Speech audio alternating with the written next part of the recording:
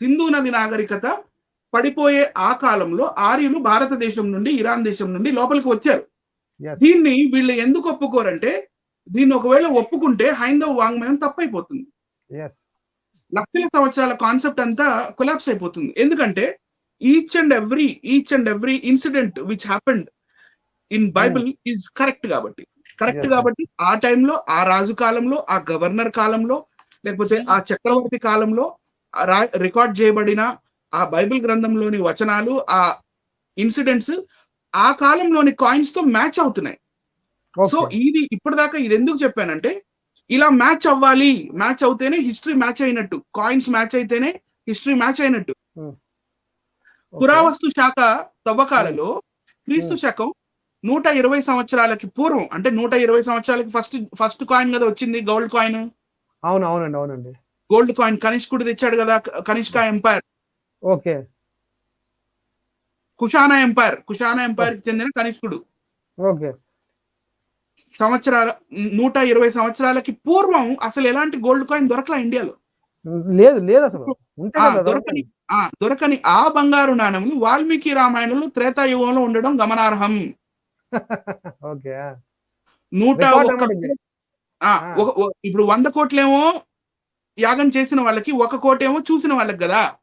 అవునవునవును. టోటల్ కలిపి 101 కోటి బంగారు నాణెములు, 101 కోటి బంగారు నాణెములు, 400 కోట్ల వెండి నాణెములలో ఒక్క నాణెం కూడా ఇప్పటికీ ఎవ్వరికి దొరకకపోవటం విచారకరం. వందనాలు sir. Praise the lord sir. Okay right brother. మరి మనం కలిసి చాలా వీడియోలు ఇప్పటి వరకు చేసాము. ముఖ్యంగా ఆర్య ద్రవిడ సిద్ధాంతం మీద మనం టార్గెట్ చేస్తూ, అది ఇటు ప్రొఫెషనల్ గా అలాగే అకాడమిక్ గా కూడా అది it is a true concept and true theory actually. కానీ చాలా మంది దాన్ని వ్యతిరేకిస్తున్నారు. దాన్ని బలపరుస్తూ మనం ఎన్నో టాపిక్స్ మనం చేసాము. చాలా ప్రాముఖ్యమైన టాపిక్ కనుక అందులో మరో కోణాన్ని మిమ్మల్ని నేను అడుగుదాం అనుకుంటున్నాను. ఇంకా ఏమైనా ప్రూఫ్స్ ఉన్నాయా ఈ ఆర్య ద్రవిడ సిద్ధాంతాన్ని నిరూపిస్తూ? ఇంకా ఏమైనా ప్రూఫ్స్ ఉన్నాయా? ఒక పాయింట్. రెండో పాయింట్, చరిత్రకు సంబంధించి భారతదేశపు చరిత్ర ఎప్పటి నుంచి రాయబడింది? వీరు గ్రంథాలు హైందవ వాంగ్మయము అనే ఈ భాగంలో ఇవి నిజంగా కోట్ల సంవత్సరాల కింద రాయబడ్డాయా? వారి చరిత్రకి వాళ్ళు చెప్తున్న వారి పురాణాల్లో కానీ, ఇతిహాసాల్లో కానీ, వారి గ్రంథాల్లో కానీ ఉన్న అనేకమైన విషయాలు హిస్టారికల్గా ప్రూవ్ అవుతున్నాయా అనే విషయాన్ని కూడా మిమ్మల్ని నేను అడుగుతున్నాను. మీరు ఏ కోణం నుంచి చెప్తారో ఆ కోణం మన ప్రేక్షకులకు అందజేద్దాం. మరి మీ ఇంట్రొడక్షన్తో టాపిక్ని రెడీ చేద్దామండి. ముందుకు వెళ్దాం. బ్రదర్ అనిల్ కుమార్ గారిని ఆహ్వానిస్తున్నాను. మరి మరొక కోణం, భారతదేశపు చరిత్ర యొక్క మరొక కోణాన్ని, అలాగే హైందవ వాంగ్మయంలో నుంచి కూడా హిస్టారికల్గా ఇది ఆర్య ద్రావిడ సిద్ధాంతాన్ని కూడా ప్రతిపాదిస్తూ ఈ టాపిక్ కొనసాగుతుందని నేను ఆశపడుతూ ఉన్నాను. నా ప్రశ్న కూడా మీకు అర్థమైందని అనుకుంటున్నాను. Yes, over to Anil Kumar గారు. సార్, మొట్టమొదట హోస్ట్ గారైన జాన్ కొయ్య గారికి మరియు ఈ కార్యక్రమాన్ని ఎంతో ఆసక్తిగా వీక్షిస్తున్న వీక్షకులందరికీ ప్రభు అయిన యేసుక్రీస్తు నామమున సాయంకాలం శుభము. మరి జాన్ కొయ్య గారు అడిగిన ప్రశ్న ఏంటంటే, ఆర్య ద్రవిడ సిద్ధాంతం అనేది ఒకటి జరిగిందని, ఆర్యులు అనేవాళ్ళు ఉన్నారని, తర్వాత మన దేశ చరిత్ర ఆ తర్వాత నుంచి మరి ఎలా లిఖించబడింది అనేది, మరి మన దేశ చరిత్రని మనం ఎగ్జాక్ట్ గా కరెక్ట్ గా చెప్పాలంటే దాని రూట్ మ్యాప్ ఏంటి, ఎలా చెప్పగలం మనం? ఈ మధ్యలో మరి ఇతర వాంగ్మయాలు ఉన్నాయి. మరి ఆ వాంగ్మయాల్లో మరి మనకి యుగాలని, కల్పాలని, మన్వంతరాలని ఇవన్నీ ఉన్నాయి. మరి ఇన్ని లక్షల సంవత్సరాలు, కోట్ల సంవత్సరాలు అని వీళ్ళు చెప్తున్నారు. కాబట్టి దీన్ని మనం ఎలా ఛేదించగలం, ఏంటి, ఇంకొక కోణం ఏమన్నా ఉందా అంటే, సార్ ఫస్ట్ ఆఫ్ ఆల్ నేను ప్రేక్షకులందరికీ ఒక విషయాన్ని నేను గుర్తు చేయాలనుకుంటున్నాను. మన ఇద్దరం కలిసి యుగాలు అనేవి లేవు. ఏ యుగంలో చూసినా, కృతయుగంలో చూసినా, త్రేతాయుగంలో చూసినా, ద్వాపర యుగంలో చూసినా, ఈ హైందవ వాంగ్మయంలో మనకి యవనులు, సకులు, కాంబోజులు, దరదులు, తర్వాత కిరాతులు ఎక్సెట్రా అనేది మనం చాలా సార్లు మీరు చెప్పారు. మీరు చాలా సార్లు మనం మాక్సిమం మన వీడియోల్లో ఆ కాన్సెప్ట్ కంటిన్యూగా అవుతూనే వస్తుంది. మీరు గుర్తు చేస్తూనే ఉన్నారు. సో వీళ్ళు మాత్రమే కనపడతారు. ఇప్పుడు ఇన్ని లక్షల సంవత్సరాలు అన్నప్పుడు, ఇన్ని కోట్ల సంవత్సరాలు అన్నప్పుడు, ఇన్ని లక్షల సంవత్సరాలు యవనులు అంటే ఇండో గ్రీక్స్, సకులు అంటే ఇండోసిథియన్స్, లేకపోతే కాంబోజులు అంటే కాంబోజా, అక్కడ ఆఫ్ఘనిస్తాన్ కి చెందిన రాజులు ప్రతి యుగంలో ఉండడం అనేది ఇంపాసిబుల్. ఎందుకంటే ఒక్కో యుగానికి మరో యుగానికి లక్షల సంవత్సరాల గ్యాప్ అని వీళ్ళు చెప్తున్నారు. కానీ అది ఐదర్ ఆర్కియాలజికల్లీ కానీ లేకపోతే హిస్టారికల్లీ అది దానికి అది బేస్లెస్. అది it is a baseless claim.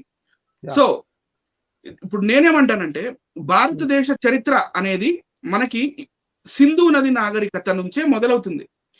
Sindhu నది నాగరికత కన్నా ముందు మన భారతదేశంలో ఎటువంటి నాగరికత లేదు. 100%.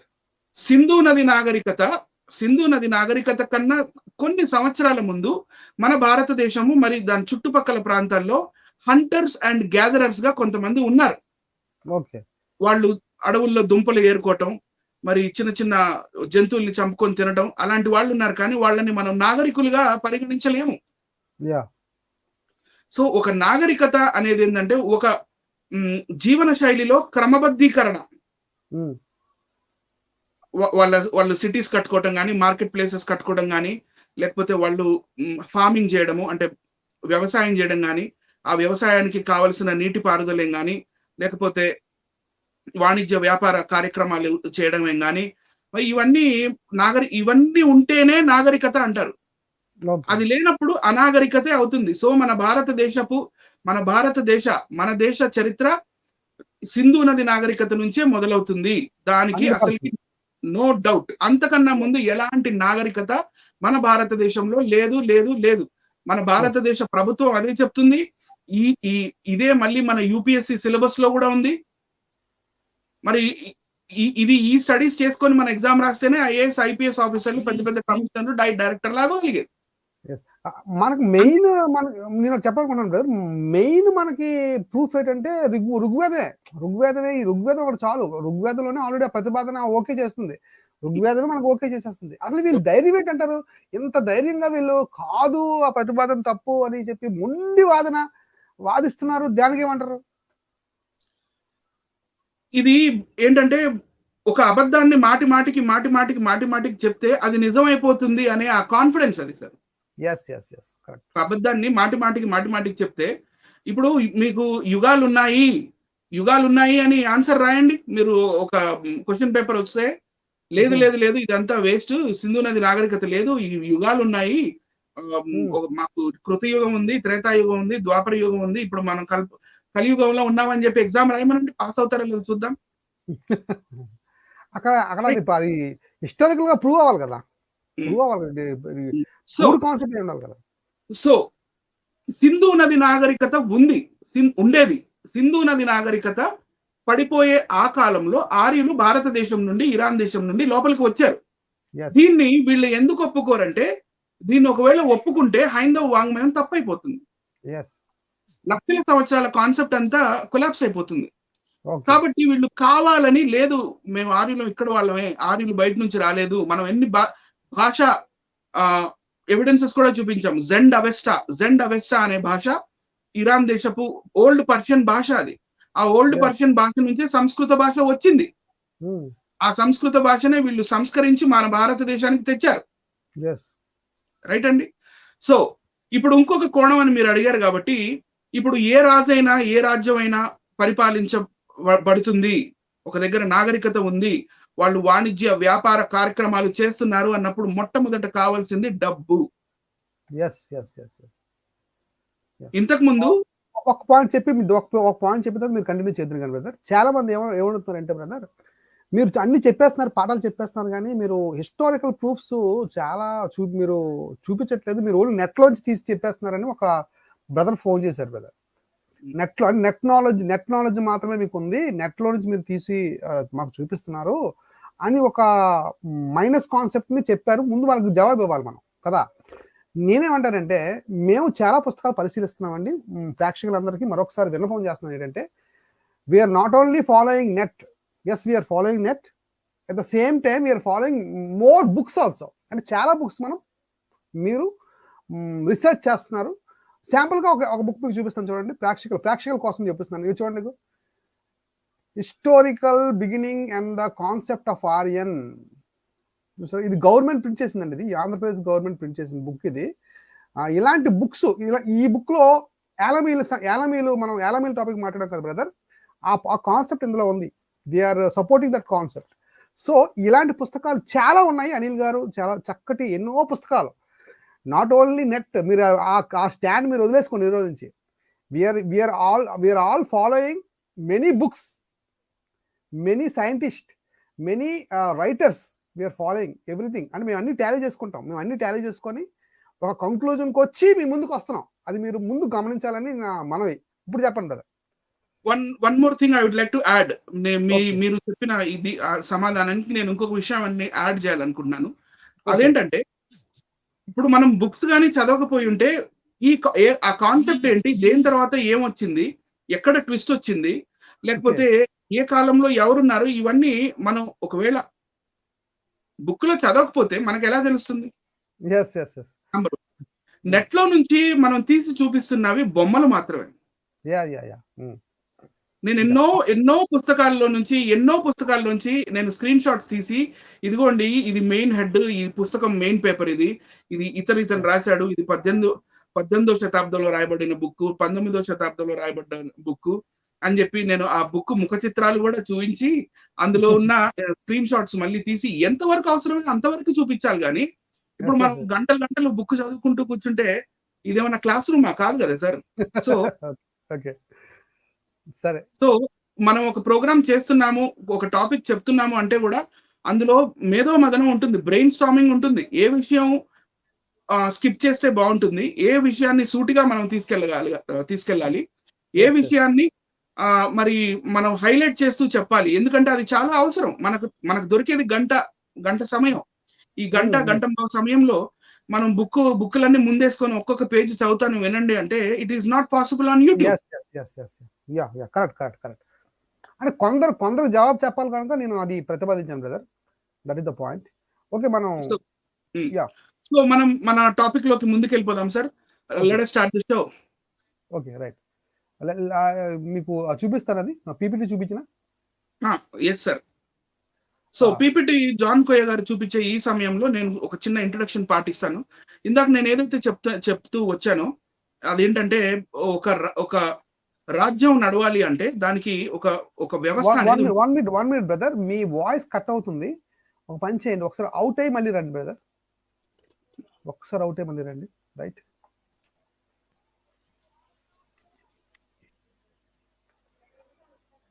ప్రేక్షకులారా గమనించండి, మరొకసారి నేను రిపీట్ చేస్తున్నాను. చాలా బుక్స్ అనిల్ గారు మేము రిఫర్ చేస్తున్నాము. We are following many books, this type of books. We are following this type of books. ఇటు అంబేద్కర్ గారి బుక్స్ కానివ్వండి, ఇటు హిస్టారికల్ బుక్స్ కానివ్వండి, వీఆర్ ఫాలోయింగ్ మెనీ బుక్స్. ఇది కూడా మీరు తీసుకోండి. నౌ ఇన్వైటింగ్ అనిల్ కుమార్ గారు. Yes, once more. Is my voice okay now? Okay, right.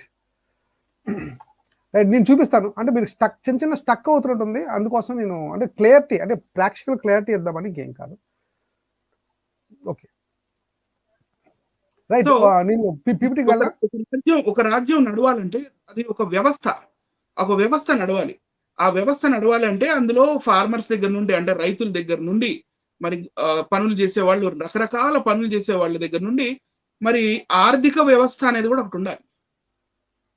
So ఈ రాజ్యాలు బయట దేశాలతో వాణిజ్యం వ్యాపారం చేస్తున్నప్పుడు వీళ్ళకి ఈ బార్టర్ సిస్టమ్ అనేది చాలా లాస్ తెచ్చింది. కాబట్టి వీళ్ళు ఒక ఆర్థిక వ్యవస్థని తీసుకురావడానికి ఇక్కడున్న ఇనుము పదార్థాలు లైక్ సిల్వర్, కాపర్, బ్రాంజ్ ఇలాంటివి యూజ్ చేసి ఫస్ట్ మానవుడు ఒక కాయిన్ అనేది తయారు చేసుకున్నాడు. కాయిన్ డైరెక్ట్ గా కాయిన్ రాలేదు, దాంట్లో కూడా చాలా ట్విస్ట్ ఉన్నాయి. సో ఇవన్నీ నేను మీకు ఇంట్రొడక్షన్ పార్ట్ గా చెప్తున్నాను. మరి మన పీపీటీ స్టార్ట్ అయినప్పుడు I will go as per the sequence. Okay sir, let us start. Let us start the show. Yeah.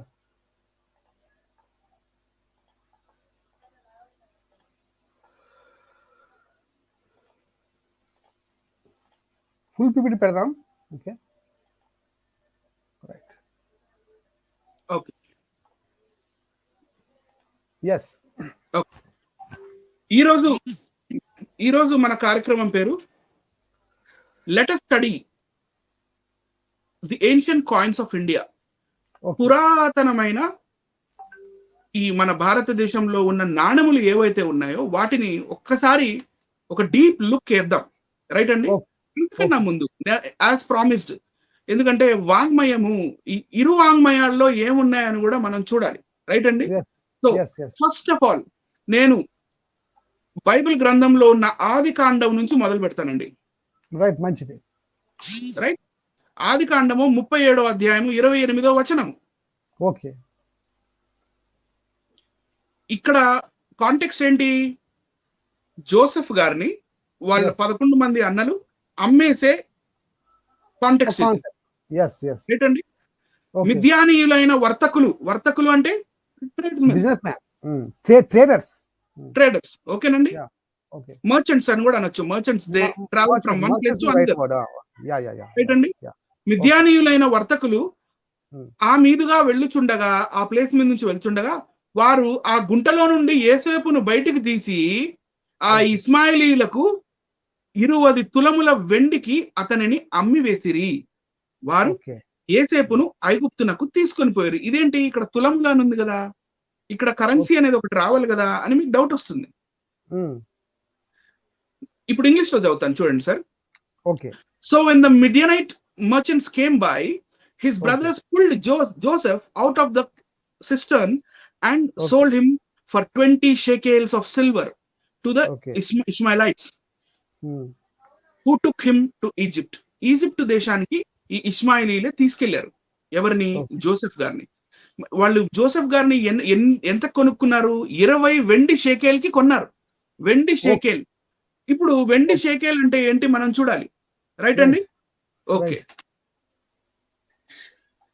Yes ఇది inscribed Hebrew Judean shekel weight stones. ఇవి రాళ్ళు. ఇవి ఓకే. ఈ ఒక్కొక్క రాయి చూడండి, 5.7 గ్రామ్స్ ఉంటే బెకా, 7.6 గ్రామ్స్ ఉంటే పిమ్, 9.12 గ్రామ్స్ ఉంటే నెజెఫ్, 11.4 గ్రామ్స్ ఉంటే షేకేల్. రైట్ అండి? అదే మళ్ళీ 91.2 గ్రామ్స్ ఉంటే 8 షేకేల్స్ అన్నమాట. సో జోసెఫ్ గారిని ఏం చేశారంటే, వెండి ముద్దలు ఉండేయండి పాతకాలంలో. ఆ వెండి ముద్దలని ఈ షేకేలు రాళ్లతో వీళ్ళు తూకం వేసేవాళ్ళు. బరువు these were the weighing stones ఆ టైం. అప్పుడు ఈ బాటలు అంటాం కదా మనం, బట్ట హిందీలో. అవును. సో ఇలా కరెన్సీని, లేకపోతే మన సిల్వర్ ని, గోల్డ్ ని ఇలా వీళ్ళు తూకం వేసేవాళ్ళు. సో జోసెఫ్ గారి సమయానికి కాయిన్స్ ఉన్నాయంటారా? కాయిన్స్ కాదు, ఈ విధంగా వేయింగ్ సిస్టమ్ ఉండేది. అది అర్థమవుతుంది మనకి. ఎస్, కాయిన్స్ లేవు. ఎందుకంటే జోసెఫ్ గారు మోషే గారి కన్నా చాలా వెనకతరం వాడు కదా, ఆదికాండంలో వాళ్ళు కదా. అందుకనే ఇక్కడ బైబిల్ మనకి ఎర్రోనియస్ గా కళ్ళు మూసుకొని కాయిన్స్ అని చెప్పకుండా షేకేల్ అని చెప్పింది. షేకేల్ అంటే it is almost around 11 grams అటు ఇటు. రైట్ అండి? ఓకే. మన తెలుగులో మనకి 11 గ్రామ్స్ అని రాయకుండా మనకి ఇక్కడ పాతకాలంలో 12 గ్రాముల తులం ఉండేది కదా. అవును. సో 20 తులముల వెండికి అంటే ఈ 20 బాల్స్, ఈ 20 రాళ్ళు ఎంతకి తూకం వస్తుందో అంత సిల్వర్ కి అమ్మారండి. ఓకే. సో అలాగే బైబిల్ గ్రంథంలో ఇంకా ముందుకెళ్తే మనకి ఈ రకరకాల షెకేల్స్ రకరకాల మనకి కరెన్సీస్ కనపడతాయి. Tyrian shekel. ఏంటండి? తర్వాత నిర్గమకాండంలో మరి మనకి టెంపుల్ ట్యాక్స్ కట్టమన్నారు 30వ అధ్యాయంలో. ఓకే. అవును సార్. అవును కరెక్టే. టెంపుల్ ట్యాక్స్ 2వ అధ్యాయము 15వ వచనము, మత్తయి సువార్త 21:12వ వచనం కూడా అక్కడ డబ్బుల్ని మార్చుకునే వాళ్ళు మనకు కనపడతారు. ఓకే.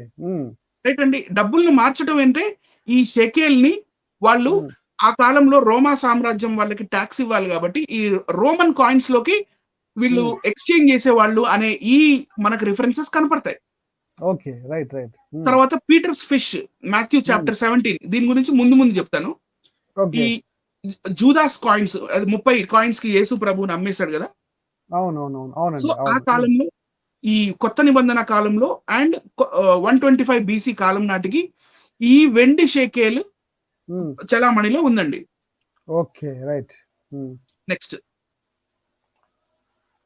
జూదాస్ కాయిన్స్. రైట్ అండి. Judas 30 coins. ఈ కింద కాయిన్స్ మీకు రెప్లికాగా మీకు చూపిస్తా. కింద అండి మీకు రెప్లికాగా చూపిస్తున్నాను. ఈ కాయిన్స్ కే అమ్మేశారా యేసు ప్రభుని ఈ మన యూదా ఇస్కరియోతు ఇలా అడగద్దు. ఇవే కాయిన్స్ కి కాదు, ఇలా ఉండేవి ఆ కాయిన్స్. ఆ కాయిన్స్ ఇలా ఉండేవి, ఇలాంటి కాయిన్స్ తో అమ్మేశారు ఆయన. ఓకే. రైట్. అవునండి. నెక్స్ట్ అండి, అంటే సిల్వర్ కాయిన్స్ కి అమ్మేశాడు. ఇది లూకా సువార్త 20వ అధ్యాయం 22వ వచనం. ఇక్కడ నేను డీటెయిల్స్ లోకి వెళ్ళను, ఆల్రెడీ ముందే చెప్పేశాను కాబట్టి. ఇక్కడ ఏం జరుగుతుందంటే యేసు ప్రభువుని శోధించడానికి కొంతమంది వచ్చి యేసు ప్రభువుని మనం ఎలాగైనా మాటల్లో ఇరికిద్దామని చెప్పి, మరి మనం కైసరికి ట్యాక్స్ కట్టాలా వద్దా, పన్ను కట్టాలా అని అడిగినప్పుడు యేసు ప్రభు ఒక మాట అడుగుతాడు, దీని మీద రూపము పైరాత ఎవరు అయి ఉండెను అని అన్నప్పుడు వాళ్ళందరూ కైసర్వి అని అంటారు. So this was that tribute coin tax కట్టడానికి మాత్రమే ఎక్స్క్లూజివ్ గా దీన్ని అచ్చు వేయించబడింది ఆ కాలంలో అండి. ట్రిబ్యూట్ కాయిన్ ఇది. ఓకే. గుర్తుగా పర్టికులర్ రాజ్యానికి రాజు గుర్తుగా ఉండే కాయిన్ అనొచ్చు. అవునండి. తర్వాత నెక్స్ట్, ఇది మత్తయి సువార్త 17వ అధ్యాయంలో మరి ఒకతను వచ్చి పేతురుకి చెప్తారు, మీరు యేసు ప్రభు ట్యాక్స్ కట్టాలి, అర షేకేల్ హాఫ్ షెకేల్ అని కట్టాలి, మరి ఏంటి నువ్వు అడుగు డబ్బులు తీసుకురా అన్నప్పుడు జాన్ కోయ గారు మీరు చెప్పండి సార్.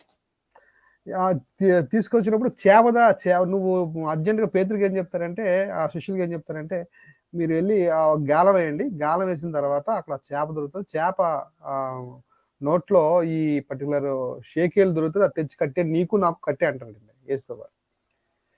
సో అటువంటి అంటే ఆ షేకేల్ కాదు కానీ ఇది, అంటే ఆ కాయిన్ కాదు కానీ ఇది అటువంటి కాయిన్ సేమ్. ఆ రోజు చేప నోట్లోంచి వచ్చిన కాయిన్ అనొచ్చా బ్రదర్? అంతే కదా సార్. ఓకే. చేప నోట్లోంచి వచ్చిన కాయిన్ గా మనకి కనబడుతుంది. ఆ కాయిన్ ఇలాంటిదే, ఇది కాకుండా ఇలాంటిదే సేమ్ కాయిన్. రైట్, ఇలాంటిదే. అవును. రైట్ అండి. సో సార్ మనల్ని చూపించండి ఒకసారి. Right.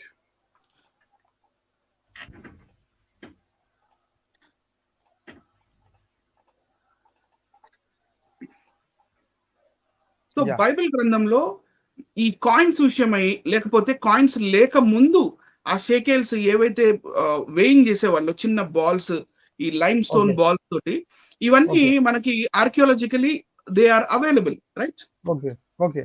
They are available.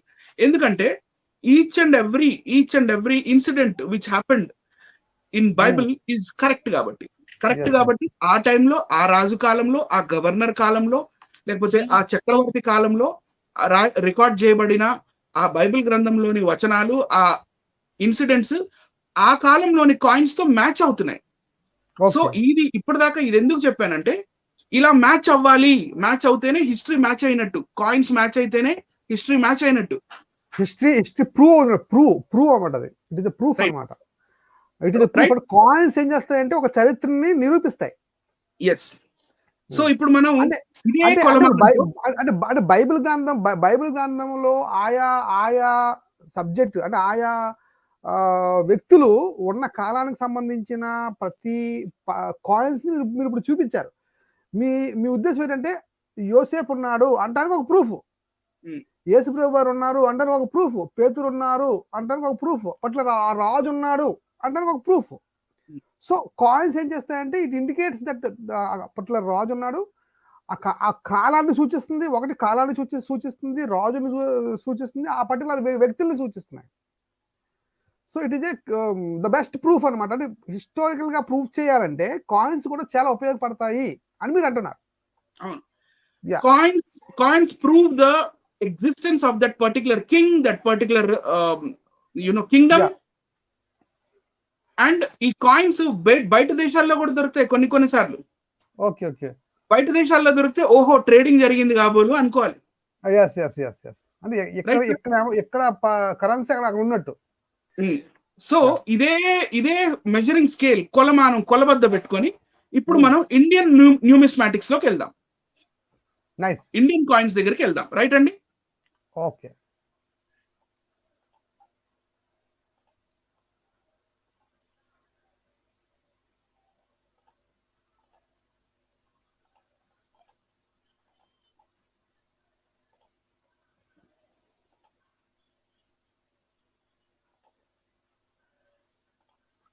Okay.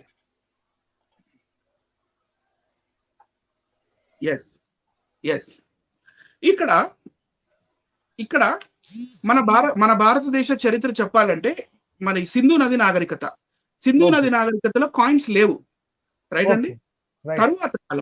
తరువాత కాలంలో BC 600 క్రీస్తు పూర్వం 600 సంవత్సరాలు అంటే నేటికి 2621 సంవత్సరాల క్రితం దాదాపుగా మొట్టమొదటిసారి భారతదేశంలో కాయిన్స్ అనేవి ఇంట్రడ్యూస్ అయ్యాయి.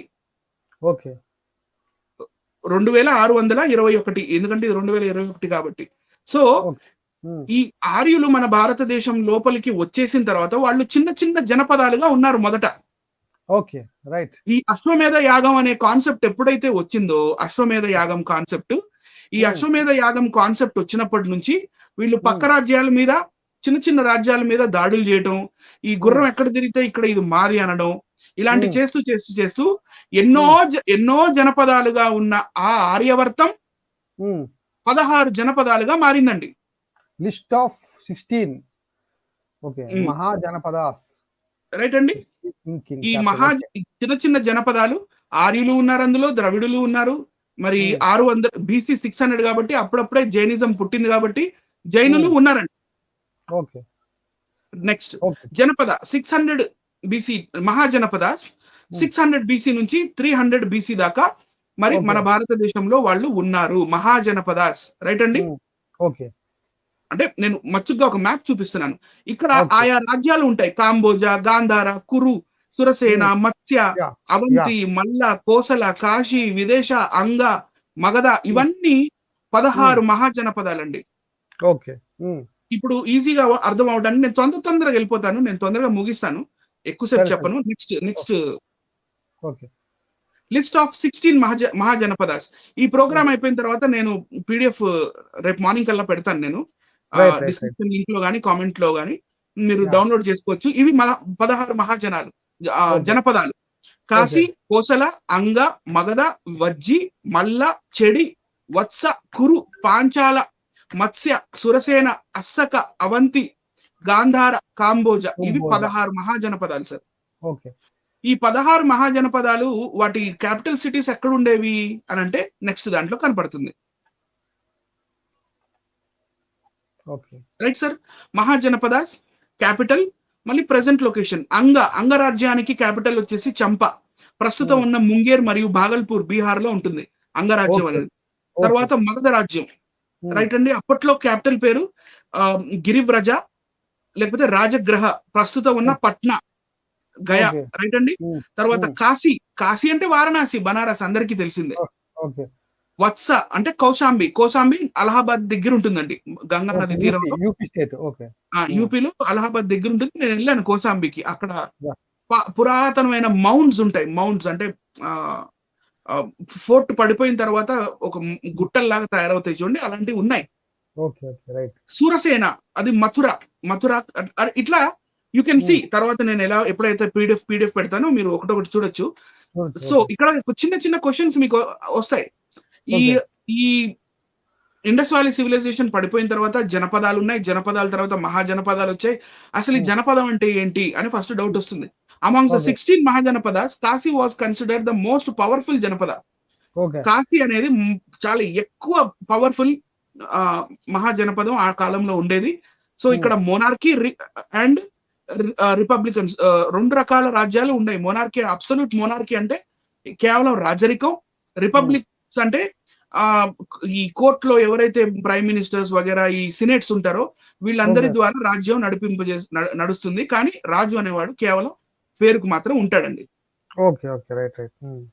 రైట్ అండి. ఇట్లాంటి చిన్న చిన్న ఇన్ఫర్మేషన్స్ ఇందులో ఉన్నాయి. ఫర్ ఫర్దర్ రిఫరెన్స్, ఇది ఇప్పటి కోసం కాదు. నెక్స్ట్ అండి, the Mahajanapadas or the Republic Kingdoms of ancient India introduced the first punch marked coin known as Pana. Right అండి. మహాజనపదాల్లో మొట్టమొదట ఇంట్రడ్యూస్ చేయబడ్డ కాయిన్ పేరు పానా అంట. అందుకనే నేటికి కూడా మనం కొన్ని మాటలు వింటాం. నా ప్రాణాన్ని పణంగా పెట్టైనా సరే నేను ఈ పని చేస్తానంటారు చూడండి. పనంగా పెట్టి, పనంగా అనే పదానికి పాన అని అర్థం. నా ప్రాణాన్ని ఒక డబ్బు రూపంలో పెడతాను అనే కాన్సెప్ట్ కదండి. ఎస్, ఈ నా ప్రాణాన్ని పణంగా పెట్టైనా సరే నిన్ను కాపాడుతాను, ఇలాంటి మాటలు కొన్ని వింటుంటాం మనం కదండి. ఈ పణము అనే పదము ఈ మహాజనపదాల్లో పంచ్ మార్క్స్ అంటే ముద్ర, గట్టిగా ముద్రించబడిన కాయిన్స్ మొట్టమొదటిసారి ఆ కాలంలో చేయబడ్డాయి. పురాణాస్ ఆర్ కార్షాపన, వాటిని కార్షాపన అని కూడా అంటారు, లేకపోతే పురాణాస్ అని కూడా అంటారు. In the 6th century BC, 600 సంవత్సరం BC 600, నేను ఇందాక చెప్పినట్టుగా, these coins were made of silver and were not in any regular shape. ఒక రెగ్యులర్ షేప్ లో ఉండేవి కాదు, ఎందుకంటే అప్పట్లో మూసలు ఉండేవి కాదు కదా. కాబట్టి ఒక పర్టికులర్ షేప్ లో ఉండేవి కాదు, కానీ వాటి మీద కొన్ని గుర్తులు వీళ్ళు పంచ్ మార్క్స్ వేసేవాళ్ళు, కొన్ని బొమ్మలు వేసేవాళ్ళు అండి. రైట్ అండి. పర్టికులర్ షేప్ అంటూ ఉండేది కాదు. ఒక్కొక్క రాజ్యం, 16 మహాజనపదాల్లో ఉన్న ఒక్కొక్క రాజ్యం ఒక్కొక్క రకమైన punch marking system, punches mark చేసేవాళ్ళు. కొంతమంది వాటి కాయిన్స్ మీద 7 రూపాలు, రకరకాల అంటే రూపము అంటే ఒక ఫిగర్. కొన్ని రాజ్యాలు 7 రూపాలు, కొన్ని రాజ్యాలు 5 రూపాలు, కొన్ని 5 సింబల్స్, ఇలా చేస్తూ ఉండేవాళ్ళండి. నెక్స్ట్ అండి, ఫర్ ఎగ్జాంపుల్ ఇవే ఇండియాలో ఫస్ట్ కాయిన్స్ కదా. ఇండియాలో ఫస్ట్ కాయిన్స్ ఇవే. వీటికన్నా ముందు కాయిన్స్ అనేవి ఇండియాలో లేవు. ఒకసారి మళ్ళీ చూపిస్తానండి. ఒకసారి ఈ కాయిన్స్ నేను ఏదైతే పెట్టానో ఇవి కూడా కొంచెం మెచ్యూర్డ్ స్టేజ్ లో ఉన్న కాయిన్సే. మరొకసారి నేను కూడా తెలియజేస్తానండి. ఇండియాలో first coins 6th century BC లో ఉన్నాయి అంటారు మీరు, అంతే కదా? నేనంటాం ఏంటి సార్, పర్టికులర్ రికార్డ్ చూపిస్తుంది మనకి, కార్బన్ డేటింగ్ చెప్తుంది కదా. ఆ సిల్వర్ ఎప్పుడు మింట్ చేయబడింది చూస్తే కార్బన్ డేటింగ్ తెలిసిపోయిందిగా. దానికి ముందు కాయిన్స్ లేవు అని కన్ఫర్మ్. అసలు ఇండియాలో అంతకు ముందు కాయిన్ సిస్టమ్ అనేది లేదు. Right, very good. రైట్, మళ్ళీ మనం ముందుకు వెళ్ళిపోదాం. ఇవి కూడా కొంచెం మెచ్యూర్డ్ పీరియడ్ లో ఉన్నవి. ఇవి అర్లీ ఇవి ఎర్లీ కాయిన్స్ ఇండియాలో. ఇవి సిల్వర్ బార్స్ ఉంటాయి కదా సార్, సిల్వర్ కడ్డీలు ఉంటాయి. అవునవునవును. ఆ కడ్డీల మీద సుత్తితో కొట్టి కొన్ని రాజముద్రికల్లాగా ఇట్లా వీటి మీద పంచ్ మార్క్స్ వేసి వీటిని కార్షాపన అనేవాళ్ళు. ఇప్పుడు ఇందాక గాంధార మహా జనపదం చూసాం కదా, ఇది 44 millimeter long and 10 millimeter wide. So ఇలా పొడుగు బిగినింగ్ ఫస్ట్ కాయిన్స్ పొడుగు కాయిన్స్ ఇండియాలో. కొన్ని కాయిన్స్ బెంట్ కూడా ఉంటాయండి. బెంట్ కింద కాయిన్స్ చూడండి, బెండ్ ఉన్నాయి చూడండి. ఎస్, చూడండి. సో ఇవి బెంట్ కాయిన్స్ ఉండేవి అనమాట.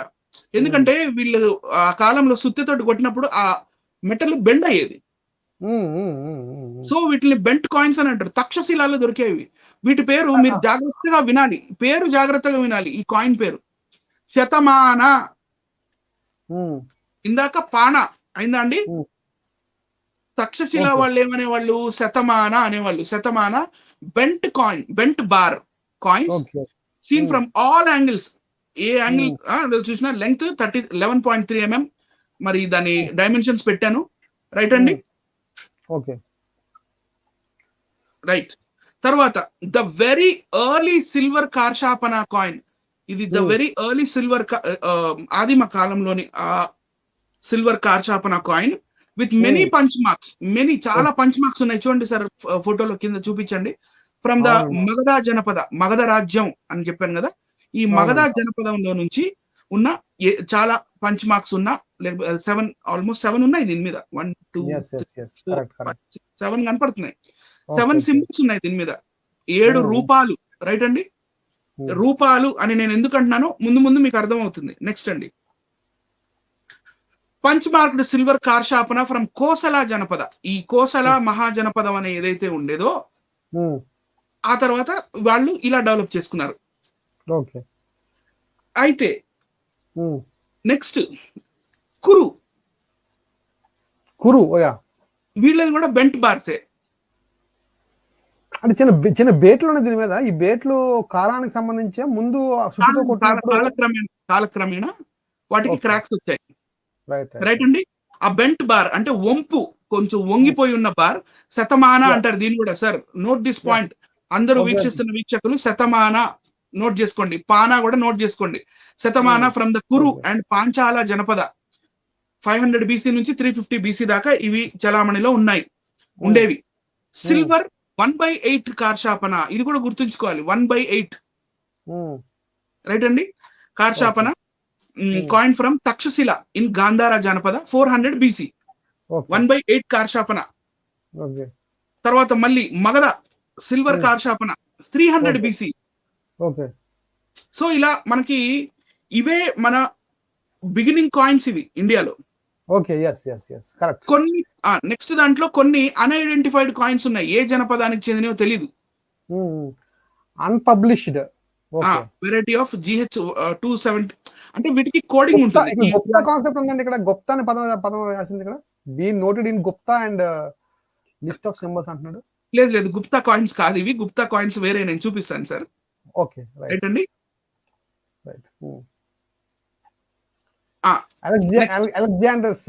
ఇక్కడ మనం ఇప్పటిదాకా జనపదాలు చూసామండి ఈ జనపదాలు పడిపోతున్న ఆ కాలంలో మరి కొన్ని కొత్త డైనాసిటీస్ వచ్చాయి కదా కొత్త డైనాసిటీ ఏమొచ్చింది ఫస్ట్ భారతదేశంలో మొట్టమొదటి ఒక డైనాసిటీ పరంగా మరి పవర్ఫుల్ పెద్ద అంటే జనపదాలు కాకుండా ఈ జనపదాల మీద గెలిచిన రాజులు ఎవరు హర్యాంకా డైనాసిటీ హర్యాంకా డైనాసిటీ లో నుంచే మనకి బింబిసారుడు వస్తాడండి బింబిసారుడు రైట్ అండి తర్వాత వచ్చిన ఎంపైర్ పేరు ఏంటి శిశునాగా ఎంపైర్ శిశునాగా తర్వాత ఎవరు వచ్చారు నందులు వచ్చారు రైట్ అండి సో ఇక్కడ అలెగ్జాండర్ ఆ కాలంలో ఎందుకంటే 300 BC దాకా వచ్చాం మనం 600 నుంచి ఇప్పుడు 300 వచ్చేసాం మనం రైట్ ఇప్పుడు 300 BC ఆ కాలంలో ఏం జరిగిందంటే అలెగ్జాండర్ వచ్చాడు మన ఇండియాలో అలెగ్జాండర్ వచ్చి మరి ఇక్కడ దర్యావేషు మన బైబిల్ గ్రంథంలో దర్యావేషు ఎవరైతే చెప్పబడ్డారో ఆ దర్యావేష్ ని ఓడించి కదా ఇండియాలోకి వచ్చింది కరెక్ట్ తర్వాత పోరస్ అది కూడా బైబిల్ ప్రవచనం అండి అది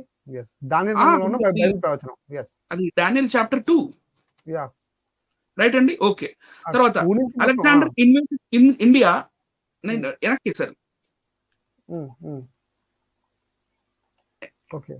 Alexander invaded India through Khyber pass నేను ఎప్పుడు ఖైబర్ పాస్ నుంచే ఇండియాలోకి రావాలని చెప్తుంటాను కదా అలెగ్జాండర్ కూడా ఖైబర్ పాస్ నుంచే ఇండియాలోకి వచ్చాడండి తర్వాత ఇంకా ఈ అలెగ్జాండర్ తో పాటు ఉన్న ఈ సైనికులు మేము యుద్ధం చేయము మేము హోమ్ సిక్ అయిపోయాము అక్కడెక్కడో నుంచి వచ్చాము ఇంత దూరం ఇన్ని రోజులు ఇంటి నుంచి దూరం ఉండాలి ఎలా అంటే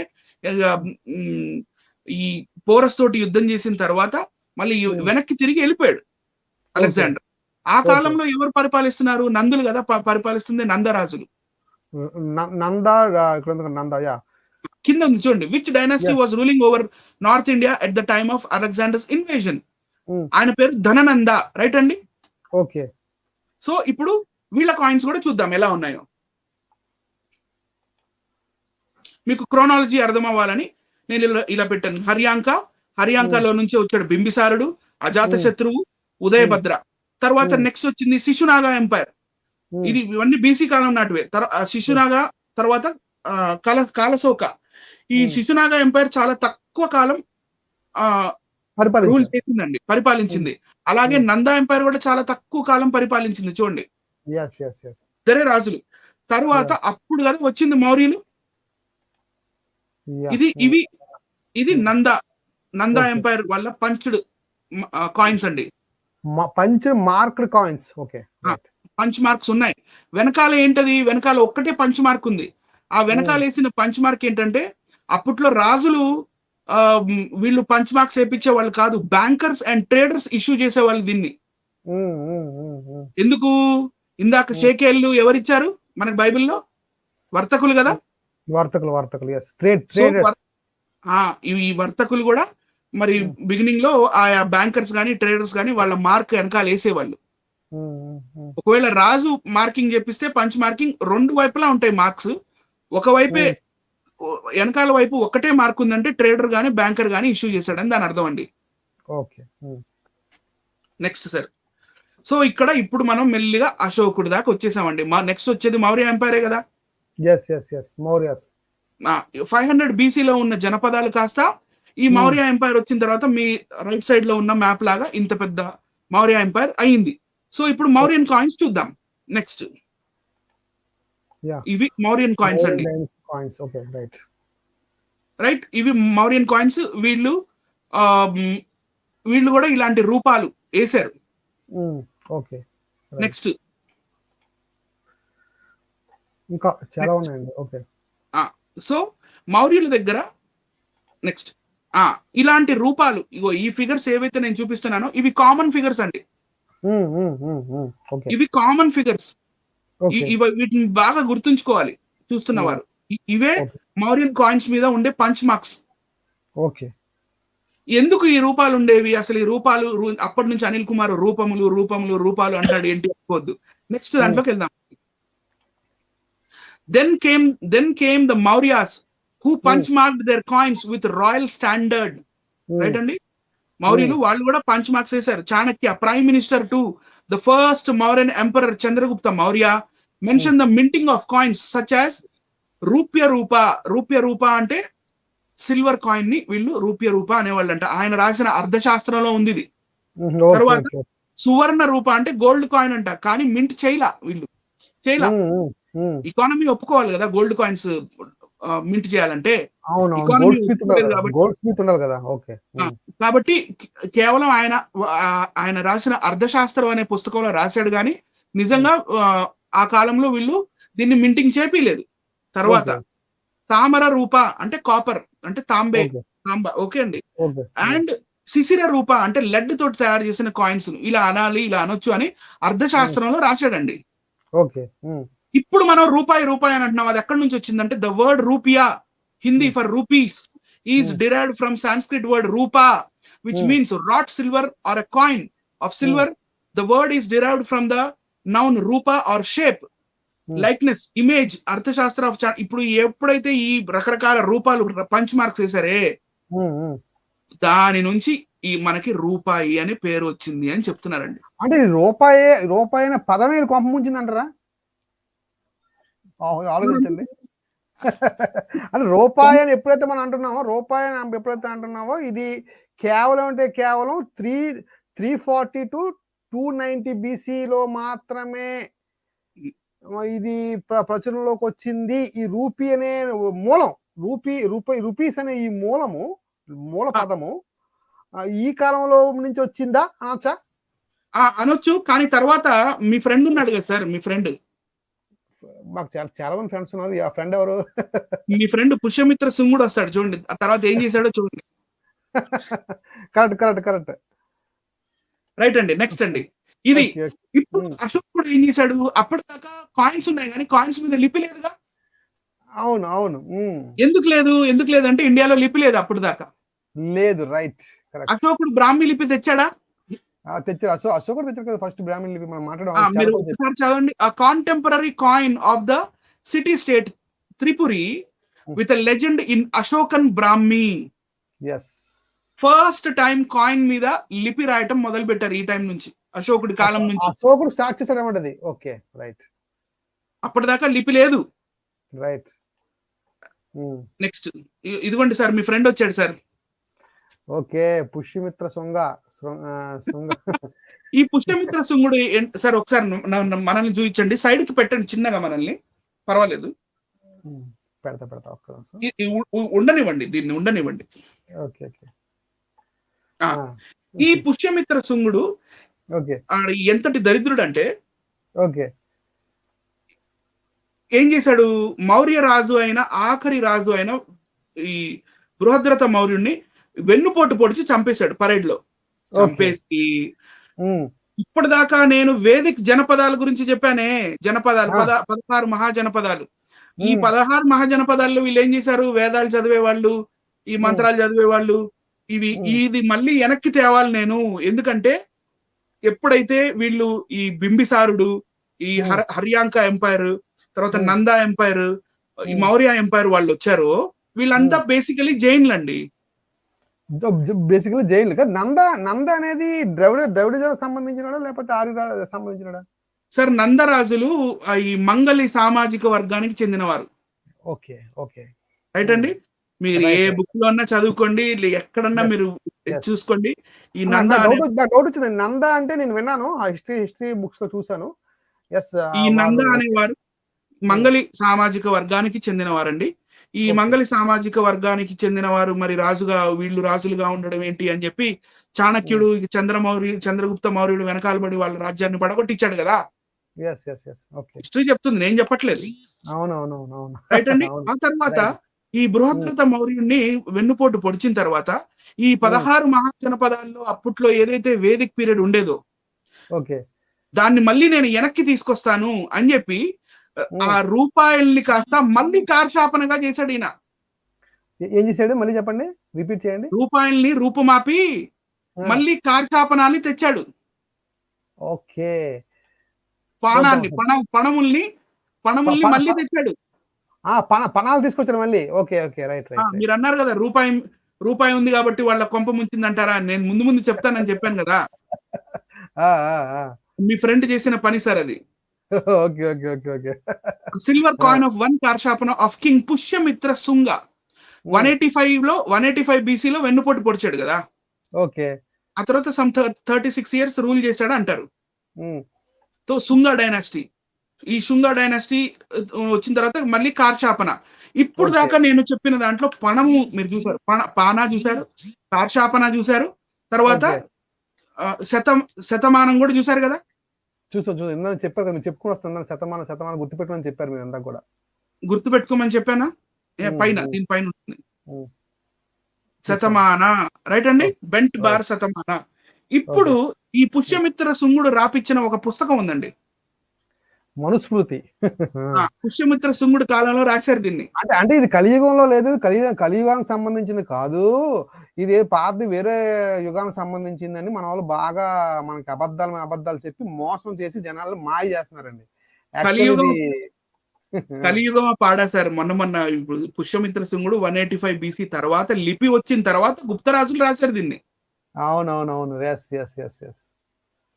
మనుస్మృతి 8వ అధ్యాయము 131 నుంచి 137 అండి. రైట్. అవునండి. ఇవి కేవలం శ్లోకములే, కానీ ఒక మధ్యలో 131కి తాత్పర్యం చదువుతాను చూడండి. మనుస్మృతికి రాగి, వెండి, బంగారు నాణములకు 7 పేర్లు లోకమున ప్రసిద్ధి చెందినవో, వాటన్నిటినీ మీకు తెలిపేదను అని ఇక చెప్తున్నాడు చూడండి. వాళ్ళు పట్టుబడటానికి రాసుకున్నారు ఇవన్నీ. Okay okay okay right right. సరే, మధ్యలో 1 2 3 4 5 6 7 8th లైన్ నుంచి చూడండి సార్.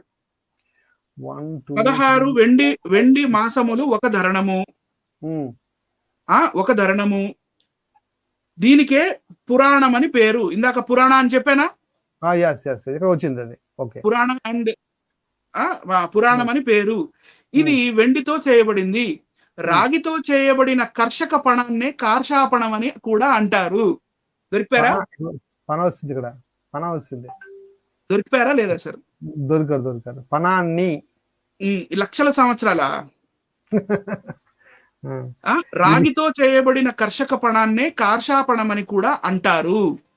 కార్షికం 2 ఫలాలుంటాయి, 10 రజత ధరణాలు, రాజ శతమానం అనబడును. ఏమన్నా ఇందాక శతమానం గుర్తుంచుకోమని చెప్పాను కదా. శతమానం. ఇప్పుడు శతమానం కూడా దొరికిపోయిందిగా. దొరికిపోయిందండి. రైట్. కార్షాపన కూడా దొరికిపోయిందిగా. కారసాపన దొరికిపోయింది, శతమానం దొరికిపోయింది. ఓకే. ఇప్పుడు 4 సువర్ణాలు నిష్కమవుతుంది.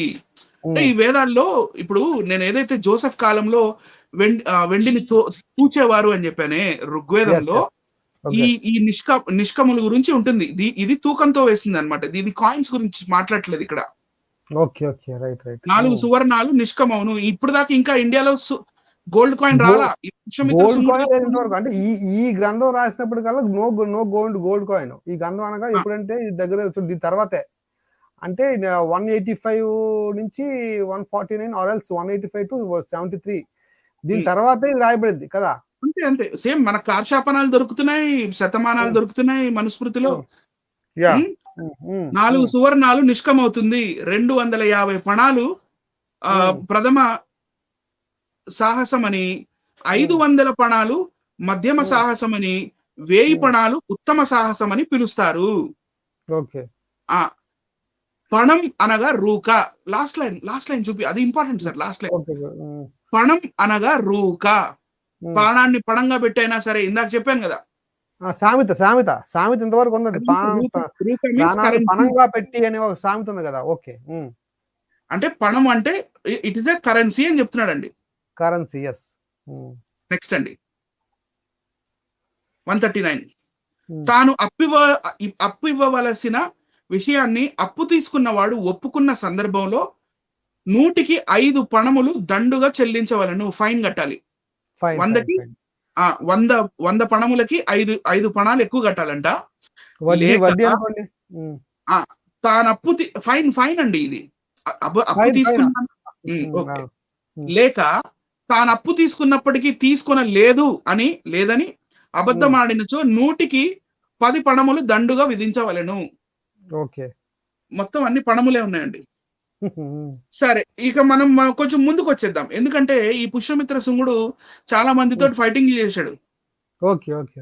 వీళ్ళందరూ మనకి రామాయణం, మహాభారతం, మళ్ళీ ఇంకా కృతయుగాల్లో కనపడుతుంటారు. శకరాజులు, యవనులు, వీళ్ళందరూ ఇండియాలో వచ్చారండి ఒకప్పుడు. BC 150 నుంచి 400 AD దాకా మరి మనకి శకరాజులు కనపడుతుంటారు. ఇండోసిదియన్స్, వాళ్ళ కాయిన్స్ ఇవ్వండి. ఓకే. నెక్స్ట్ అండి, ఇది మినాండర్ కాయిన్ అంటారు దీన్ని. ఇది ఇండో గ్రీక్స్ యవనుల కాయిన్స్ అండి. మినాండర్ కాయిన్ ఇది చాలా famous coin, Menander coin. Next sir, ఇలాగే ఈ ఇండో గ్రీక్స్ వి చాలా కాయిన్స్ ఉంటాయి. The ancient Indo Greeks the ancient history అనే బుక్ లో దొరుకుతుంది మనకి ఇది. కాయిన్స్ అంటే ఇక్కడ రాజు బొమ్మలన్నీ వేసుకునేవారు అనమాట. అవును. తర్వాత మింటింగ్ లో మాస్టర్ అయిపోయిన తర్వాత ఇక రాజు ముఖాల బొమ్మలు వేసుకోవటం మొదలు పెట్టారు. అప్పటి నుంచి అప్పటిదాకా రాజు ముఖాల బొమ్మలు వేసుకోవటం, చేతిరాతలు అవేమి లేవు. అది బైబిల్లో క్షయమైన మనిషి యొక్క ప్రతిమ అంటారు కదా, ఇదే క్షయమైన మనిషి సంబంధించిన పాయింట్. ఓకే. ఇప్పుడు కుషాన రాజ్యం చూడండి. క్రీస్తు శకమే, మళ్ళీ క్రీస్తు పూర్వం. మనం ఇప్పుడు క్రీస్తు శకానికి వచ్చేసామండి. 600 BC నుంచి క్రీస్తు శకం 30 నుంచి 375 దాకా కుషాన రాజులు భారతదేశంలో ఉన్నారు. ఓకే, రైట్ అండి. కుషాన రాజులు, ఈ కుషాన రాజులు మొట్టమొదటిసారి భారతదేశంలో గోల్డ్ కాయిన్ ఇప్పుడు వచ్చిందండి. క్రీస్తు శకము 120 సంవత్సరాలకు చెందిన బంగారు నాణెము. Okay, right. అప్పటిదాకా ఇండియాలో గోల్డ్ కాయిన్ అనేది లేదు. నాట్ కాయిన్, మళ్ళీ చెప్తున్నా, కాయిన్ లేదు. అంటే 120 AD లో గోల్డ్ కాయిన్ భారతదేశంలో ఉంది తప్ప దానికి ముందు గోల్డ్ కాయిన్ అనేది లేదు అంటున్నారు మీరు, అంతే కదా? 100%. అసలు ఆర్కియాలజీకి దొరకలేదు sir. Okay okay, right right అండి. నెక్స్ట్, ఈ మౌర్యుల తర్వాత ఎవరు వచ్చారు? కుషానుల తర్వాత, అంటే వాళ్ళతో ఫైటింగ్ చేసిన తర్వాత ఎవరు వచ్చారు? గుప్తులు వచ్చారు. ఇక గుప్తులు వచ్చిన తర్వాత నుంచి సముద్రగుప్తుడు ఈ కుషానులకి ప్యారలల్ గా ఉండేవాడు అనమాట. ఓకే. సో ఈ కుషానుల కాయిన్స్ చూసి కాపీ కొట్టి మన ఎప్పుడు మన ఏం చెప్పనులే, వద్దులేండి, ఇక వాళ్ళ కాయిన్స్ కాపీ కొట్టి గోల్డ్ లో తీసుకొని మీకు కనిష్క కాయిన్ గుప్తా కాయిన్ చాలా దగ్గరగా ఉంటుంది చూడండి. కానీ కనిష్క కాయిన్ మీద మీకు గ్రీక్ లెటర్స్ ఉంటాయి. పైకి చూపించండి సార్, పైన జూమ్ చేస్తాను ఒకసారి. పైన సార్, ఇంకో no no no that one. ఇదేనా? అంటే last slide last side. Okay okay, 1 minute. Okay, ఇక్కడ మీకు గ్రీక్ స్క్రిప్ట్ కనపడుతుందా? కనబడుతుంది. ఎస్. దీని మీద ఏమని రాసుంటది? బాసిలియస్ బాసిలియోన్ కనిష్కోయ్ అని రాసుంటుంది. ఓకే, అంటే Basileus the coin of Kanishka, the king of kings. So మొదటి గోల్డ్ కాయిన్ మీదే గ్రీక్ భాష ఉంది. ఇది చాలా సూపర్ పాయింట్ అండి. ఇది అంటే భారతదేశంలో ఉన్న మొదటి గోల్డ్ కాయిన్ మీద ఉన్న భాష ఏంట్రా బాబు అంటే అది గ్రీకు భాష తప్ప ఇంకా సంస్కృత భాష కానీ బ్రహ్మిలిపి కానీ మిగతాది ఏది కూడా లేదు అని బలగుద్ది మీరు చెప్తున్నారు. అదే కదా? అవునండి. గుప్తులు బ్రాహ్మీలో రాశారు. మళ్ళీ చూడండి, నెక్స్ట్ దాంట్లో చూడండి, మీకు బ్రాహ్మీ కనపడుతుంది అక్కడ గుప్తా కాయిన్స్ లో. ఎస్, రైట్ అండి. Yeah, okay. సముద్రగుప్తుడు కాయిన్స్, రైట్. ఓకే, ముందుకు వెళ్ళిపోదామా సార్? ముందుకు వెళ్ళిపోదాం, అసలైన పాయింట్ వచ్చేద్దాం. ఇది శ్రీమద్ రామాయణము అంటే వాల్మీకి రామాయణం అండి. పిచ్చి రామాయణాలు ఇవి మేము నమ్మము. ఈ రామాయణం అసలు మాకు ఇది కాదు, ప్రామాణికం కాదు, ఇదేదో పిచ్చి పిచ్చి. అంటే మొత్తం మాదలు కండి ఈ పుల్లుల శ్రీరామచంద్రుడు రామాయణం అంటే భయం అండి పాపం. సో ఇది వాల్మీకి రామాయణము, శ్రీమద్ రామాయణము, బాలకాండ, ఆచార్య శ్రీ పుల్లల శ్రీరామచంద్రులు వారు రాసినది. ఓకే, ఇక చూడండి సార్, ఇక్కడ ఇది కాంటెక్స్ట్ ఏంటంటే వాల్మీకి రామాయణం బాలకాండ 14వ సర్గ అశ్వమేధ యాగానికి చాలా ఫేమస్. అది అవును, 14వ సర్గ అంటేనే అశ్వమేధ యాగం. సో ఇక్కడ 47-48 శ్లోకాలకి మనం వచ్చేసరికి అశ్వమేధ యాగం అంతా కంప్లీట్ అయిపోతుంది. ఓకే, కంప్లీట్ అయిపోయిన తర్వాత అక్కడ ఉన్న మరి ఈ యాగాన్ని చేసిన ఈ బ్రాహ్మణులకి మరి దశరథుడు ఏదో చేస్తున్నాడు. నేను చదువుతున్నాను, వినండి సార్. ఓకే. వేదములలో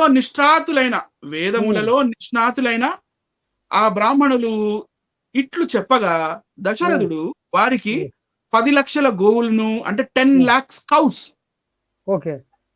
100 కోట్ల బంగారు నాణెములను, 100 కోట్లు అంటండి, 100 crores అంటే మన భారతదేశ జనాభా ఒక 20 సంవత్సరాల క్రితం 100 కోట్లు కదా. అవునండి, అవును.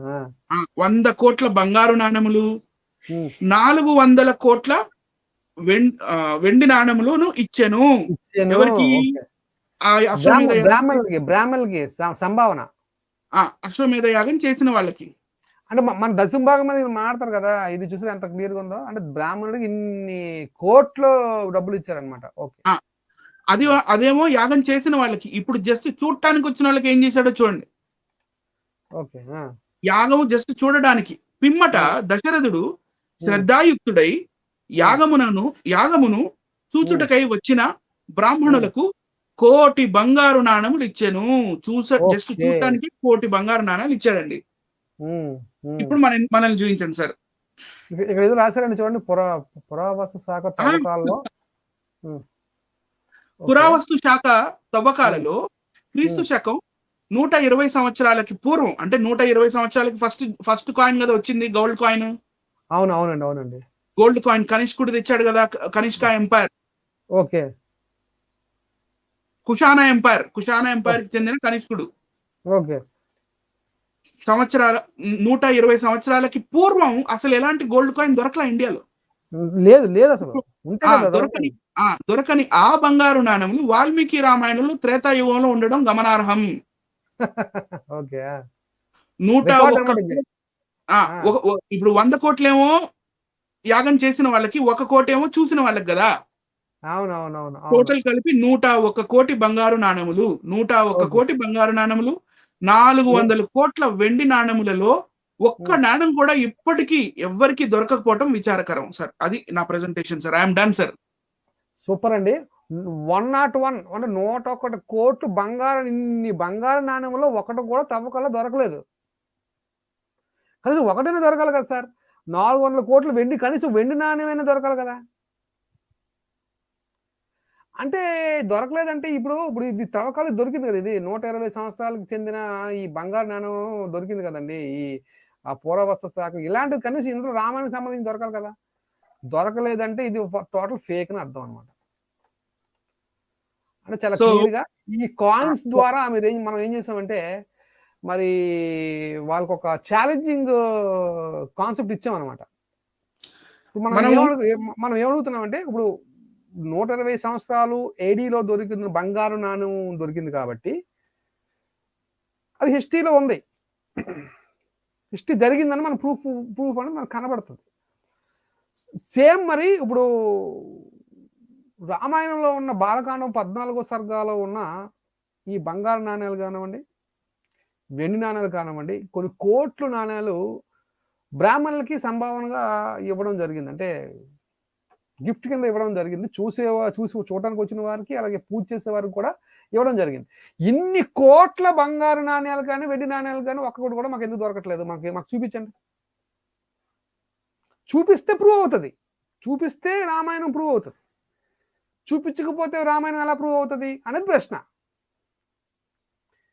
కనుక ఇప్పుడు ఈ బంగారు నాణముల కాన్సెప్ట్ వచ్చింది AD 120లో. ఓకే, ఇప్పుడు ఈ దశరథ మహారాజు చేసిన అశ్వమేధ యాగాన్ని మనం హిస్టరీలో ఎక్కడ ఫిట్ చేద్దాం? బీసీలో ఫిట్ చేద్దామా, ఏడీలో ఫిట్ చేద్దామా? ఒకవేళ ఈ బంగారు నాణాలు 120 ADలోనే ఉన్నాయి, అంతకన్నా ముందు లేవు. ఓకే, ఈ బంగారు నాణాలు దశరథుడు ఇచ్చాడని చెప్పారు. సరే, AD 120లోనే కాసేపు ఫిక్స్ చేసుకుంటే మరి శ్రీరాముల వారు 10,000 సంవత్సరాలు పరిపాలించినట్టుగా మనకి వాల్మీకి రామాయణము ఉత్తరాఖండలో సర్గ, నేను చెప్తాను, ఉత్తరాఖండ 42 సర్గలో ఉంది. ఉత్తరాఖండ 42 సర్గలో ఉంది. యుద్ధకాండ 42వ సర్గలో మరి శ్రీరాముడు 10,000 సంవత్సరములు పరిపాలించను అని ఉంది. మరి ఇప్పుడు ఈ ఇన్సిడెంట్ ని ఎక్కడ ప్లేస్ చేద్దాం హిస్టరీలో? ఎందుకంటే సింధు నది నాగరికత కన్నా ముందు అసలు మన భారతదేశంలో నాగరికత లేదు కదా. లేదు. పోనీ కల్పాలు ఉన్నాయా, యుగాలు ఉన్నాయా అంటే అవి లేవు కదా. నా కాన్సెప్ట్ అర్థమవుతుంది కదా. ఇప్పుడు ఏ యుగంలో చూసినా ఆ యవనులు, సకులు, కాంబోజులే ఉన్నారు వాంగ్మయంలో. మరి ఈ సీన్ ని మీరు హిస్టరీలో ఎక్కడ పెట్టాలంటున్నారు? ఎక్కడ ప్లేస్ చేస్తారు? ఏడీలోనా, బీసీలోనా? అంటే ఏడీలో ప్లేస్ చేయక్కర్లేదండి, దీన్ని బీడీలో ప్లేస్ చేయలేమండి. ఓన్లీ పులుల శ్రీరామచంద్రుడు అనే ఈ పుస్తకంలో మాత్రం ప్లేస్ చేయొచ్చండి. లేదా వాళ్ళు గీతా ప్రెస్ బుక్ ఉంది కదండి, అందులో ప్లేస్ చేస్తారండి. ఇలా అంటే ఈ బుక్లో ఈ 2 పుస్తకాల్లో ప్లేస్ చేశారు, కానీ హిస్టరీలో ప్లేస్ చేయలేకపోయారంటే అసలు ఆలోచించండి. అది పైగా కొన్ని కోట్లు నాణ్యాలు అవి, 1, 2 కొన్ని కోట్లు అంటే చూడండి మరి ఒకసారి ఎంత బరువు ఉంటాయండి అసలు. యాక్చువల్ నాణ్యాలు అంటే మరి కొంచెం ఇంత బరువు, కనీసం కోట్లు అంటే బరువు ఎలా మోసుకెళ్ళారని ఒక వ్యక్తి, ఒక బ్రాహ్మణుడు ఈ కోట్ల నాణ్యాలు ఎలా మోసుకెళ్ళాడని కూడా నాకు డౌట్ వస్తుంది. ఇప్పుడు 10 లక్షల గోవులు, ఆ 10 లక్షల గోవులు ఎలా తోలుకెళ్ళాడు? అన్ని కోట్లే అండి, కోట్లు, లక్షలు. ఇదే కోటి లక్ష అంటే అసలు అర్థం ఏంటి? అసలు అది డౌట్ వస్తుంది నాకు. అంటే జనాల్ని ఎలాగా దాన్ని ఏమంటారు, ట్రాన్స్ లో పెట్టారో అసలు మనం ప్రపంచం ఆలోచించాలి. మా ప్రశ్నలకు జవాబు చెప్పాలని మేము ఆశపడుతున్నాం. ఎవరెవరైతే యేసుక్రీస్తు మీద బురద జల్లుతున్నారో, బైబిల్ మీద బురద జల్లుతున్నారో, మా న్యాయమైన ప్రశ్నలకి జవాబు చెప్పాలి. న్యాయమైన ప్రశ్న ఇది. హిస్టరీ సంబంధించి అలాగే క్యారీ చేసుకుంటే మనకి కాలం తేడా వస్తుంది. అలా అంతేగా at the same time Jesus నివసించిన అదే కాలం సంబంధించిన కాయిన్స్ మేము చూపించాం. యోసేపు సంబంధించిన ఆ వెండి, బంగారం లేదా ఎక్సెట్రా ఏదైతే సెకేల్స్ ఉన్నాయో అవి కూడా అది కూడా చూపించాం. అంటే ఈ 2 టాలీ చేసుకోండి, ఏది నిజం హిస్టరీ ప్రకారంగా? యేసు చరిత్రలో లేడా? ముదిగొండ శివప్రసాద్ గారికి నా ప్రశ్న, మరి యేసు చరిత్రలో లేకపోతే ఆయన కాయిన్స్ ఎందుకు ఉన్నాయి? ఆయన కాలానికి సంబంధించిన కాయిన్స్ బైబిల్లో ఎందుకు రాయబడింది? చరిత్రలో కూడా ఉన్నాయి కదా కాయిన్స్. మరి మీ రామాయణంలో ఉన్న కాయిన్స్ మాకు చరిత్రలో చూపించండి. ఓకేనండి. కనుక ప్రేక్షకులు జడ్జ్ చేస్తారు బ్రదర్. మంచి పాయింట్లు మీరు చెప్పారు ఈరోజు, ఎక్సలెంట్ పాయింట్లు చెప్పారు. కన్ఫ్యూజన్ లేకుండా కూడా నేను అడిగిన ప్రశ్నలకు వెంటనే మీరు సమాధానం కూడా చెప్పారు. ఎందుకంటే కొందరు కన్ఫ్యూజ్ అవ్వచ్చు. అంటే ఏడీబీసీ దగ్గర కొంచెం కన్ఫ్యూజ్ అవుతారు. మనుస్మృతి ముందు అది బీసీలో రాయబడింది. ఇప్పుడు మీరు చూపించిన గోల్డ్ కాయిన్స్ అనేవి ఏడీలో మనకు వచ్చింది. ఇది మెయిన్ కాన్సెప్ట్. ఈ పుష్యమిత్ర శుంగుడు అనేవాడు, నేను ఇందాక మాట దరిద్రుడు అండి అని చెప్పి, ఈ పుష్యమిత్ర శుంగుడు చాలా చేంజ్ చేశాడండి. ఈ మనుస్మృతి రాయించాడు. మనుస్మృతి పుష్యమిత్ర శుంగుడు కాలందే. మనకి 21వ శతాబ్దంలో మనుస్మృతితో ఏందండి పని? పుష్యమిత్ర శుంగుడు రాపించిన రాజు రాపించిన ఆర్యవర్తంలో ఉండి వెనక ఎవరో బృహద్రథ మౌర్యుడి అతన్ని వెన్నుపోటు పొడిచి రాజైన ఆ రాజు రాయించిన మనుస్మృతి మనకెందుకు? మనుస్మృతి ఇప్పుడు ఏమంటారంటే మనుస్మృతి కాలానికి సంబంధించిన కాదంటే కానీ మను భావజాలం మాత్రం వీళ్ళు కావాలి. సో అన్నిటికీ చక్కగా మన అంబేద్కర్ గారు కూడా ఈ బుక్ లో చాలా మనుస్మృతి కోసం చాలా వండర్ఫుల్ గా రాశారండి. చాలా వండర్ఫుల్ గా అంబేద్కర్ గారు ఈ బుక్ లో రాశారు. మనుస్మృతి కోసం కూడా చాలా ఎన్నో రెఫరెన్స్లతో సహా ఆయన పొందుపరిచారు ఆయన. కనుక ప్రపంచానికి తెలుసు, నిజం తెలుసు. ఈ కాయిన్స్ సంబంధించిన విషయాలు కూడా దయచేసి అర్థం చేసుకోండి, టాపిక్ అర్థం చేసుకోండి, అనేకులకి షేర్ చేయండి. మరి మంచి విషయాలు అనిల్ గారు చెప్పారు. థ్యాంక్ యూ అనిల్ గారు. మా ప్రేక్షకులకు చాలా మంచి విషయాలు చెప్పారు. ఇంకా ముందుకు కూడా మంచి విషయాలు మీరు తీసుకొస్తారని ఆశపడుతున్నాం. ఇక్కడతో ఈ కార్యక్రమం ముగిద్దాం. ఆర్య ద్రవిడ సిద్ధాంతం కన్ఫర్మ్ ఫిక్స్ అయిపోయినట్టే. అలాగే చరిత్రలో బైబిల్కి మించింది కనబడదు. చరిత్ర పరంగాను అది దైవ పరంగా కూడా ప్రూవ్ అవుతుంది. మరి మీరు ప్రూవ్ చేసుకోండి అని తెలియజేస్తూ మీ అందరికీ వందనాలు. Thank you very much. Last words. నేను కన్క్లూడ్ చేయాలనుకుంటున్నాను సార్. వీక్షిస్తున్న వీక్షకులు ఇప్పటిదాకా మరి ఈ కార్యక్రమాన్ని చాలా ఓపిక్గా చూశారు, అర్థం చేసుకున్నారు. మీకు నేను రేపు పొద్దున కల్లా నేను PDF కూడా ఈ వీడియో కింద డిస్క్రిప్షన్ లో పెడతాను. దీని PDF యూ కెన్ రిఫర్. నావి కొన్ని పాయింట్స్ ఉన్నాయి. నా పాయింట్స్ ఏంటంటే, ఫస్ట్ ఆర్య ద్రవిడ సిద్ధాంతం అంటే ఇండస్ వ్యాలీ తర్వాత ఆర్యన్స్ ఇండియాలోకి వచ్చారు. ఆర్యన్స్ వచ్చిన తర్వాత జనపదాల తర్వాత మహాజనపదాల్లోని కాయిన్స్, దాంట్లో కేవలం బొమ్మలు ఉన్నాయి, లిపి లేదు. అది కూడా పాయింట్. అక్కడ లిపి లేదు. ఫస్ట్ లిపిని తీసుకొచ్చింది మన భారతదేశంలో అశోకుడే. అది కూడా కాయిన్స్, అది కూడా మనకి కాయిన్స్ మీద గ్రీకు అక్షరాలు ఉన్నాయి. విచిత్రం అది. సో అశోకుడు బ్రాహ్మీ లిపిని హిబ్రూ మరియు అరమైక్ నుంచి కన్సీవ్ చేసుకున్నాడు కాబట్టి ఆ హిబ్రూ అండ్ అరమైక్ లిపి అంటే అక్షరమాల నుంచి కన్సీవ్ చేసుకున్న అక్షరమాల, మొట్టమొదటి భారతదేశపు అక్షరమాల బ్రాహ్మీ లిపి. ఈ బ్రాహ్మీ లిపి అశోకుడి నాణాల మీద మనకు కనపడుతుంది. అశోకుడు చెక్కించిన శిలాశాసనాల మీద మనకు కనపడుతుంది. ఆ తర్వాత మరి బయట రాజులు ఇండో గ్రీక్స్ గానీ లేకపోతే కుషానులు గానీ ఈ సకులు గానీ వచ్చారు. వాళ్ళు కూడా దినారెస్, దాని పేరు ఆ కాలంలో దినారెస్. కనిష్క రాజు, ఈ కుషాన రాజు కాయిన్ పేరు దినారెస్, గోల్డ్ కాయిన్ పేరు. సో ఆ తర్వాత వచ్చింది లిపి. మెల్లిమెల్లిగా ఈ బ్రాహ్మీని కాస్త బ్రాహ్మీ నాగరి చేశారు. తర్వాత వీళ్ళు మనం పట్టుపోతాం, ఎందుకంటే మనకి లిపి లేదు కదా, పట్టుపడతాం అని చెప్పి దీనికి ఈ నాగరి అనే దానికి బ్రాహ్మీని తీసేసి దేవనాగరి అని పెట్టారు. నాగరి కూడా ఒక ఆయన మనం చూపించాడండి. దేవలిపి అని చెప్తున్నాడు ఒక ఆయన. దేవనాగరి అని రాస్తే అక్కడ దేవుడు ఉన్నాడు కాబట్టి ఎవరు ప్రశ్నించారు కదా. ఇది దేవుడి లాంగ్వేజ్, ఇది దేవుడి లిపి అంటే అనేది ఎవరు నోరు తెరవరు కదా. సో ఈరోజు ఐ థింక్ మనం ఈ న్యూమిస్మాటిక్స్ కోణంలో నుంచి మనం హిస్టరీ చెప్పడమే కాకుండా మరి ఎవిడెన్సెస్ చూపిస్తూ అసలు ఏం జరిగాయి, మరి ఏ వాంగ్మయంలో ఏమున్నాయి, ఏ వాంగ్మయం మనకి హిస్టరీలో ఫిట్ అవుతుంది, వాటికి చారిత్రక మరియు పురావస్తు ఆధారాలు ఉన్నాయి, న్యూమిస్మాటిక్ ఆధారాలు ఉన్నాయి అని ప్రేక్షకులు నిర్ణయించుకోవాలి. ఓకే, రైట్ అండి. Wonderful topic. ప్రేక్షకులందరికీ మా వందనాలు.